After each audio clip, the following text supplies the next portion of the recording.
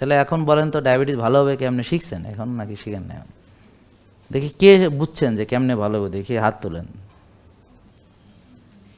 আপনি শুধু বুঝছেন, আর কেউ বুঝে না। তাহলে এতক্ষণ ধরে যে বললাম যে রোগ হয় কেমনে এটা যদি জানেন, হ্যাঁ, তাহলে ভালো হয় কেমনে এটা বুঝেন না। না, তা বেশি খাইলে কি হয়? চিনি বেশি খাইলে কি হয়? কথা বুঝে না। চিনি বাড়াইতে হলে কী করতে হবে?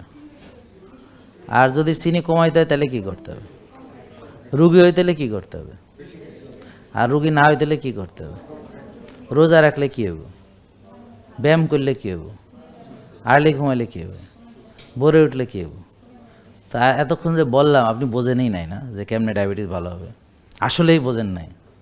আল্লাহকে ব্রেনকে হাঁটুর মধ্যে নিয়ে এসে রাখছে নাকি আপনার ঘরে? একটা রোগ কেমনে হয় এটা বুঝলে কেমনে ভালো হবে বোঝা যায় না। তা আমি বেশি খাইছি, এখন কম খামো, চিনি বাড়ছে, চিনিটা একটু বাদ দিয়ে খামো নাকি, এসব প্রসেসড ফুড যেগুলো ছিল না পৃথিবীতে খামো না।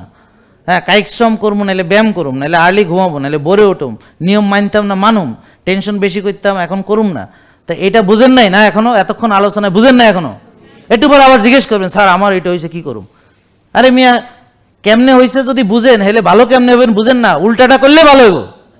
ছয়বেলা খাইছেন, এখন 1-2 বেলা খাইবেন, সারা দিন খাইছেন, এখন না খেয়ে থাকবেন, রোজা রাখবেন, ব্যায়াম করেন না এখন করবেন, টেনশন করছেন এখন একটু একটু দয়া করে একটু ক্ষমা দেন, কয়টা দিন না করে দেখেন কি হয়।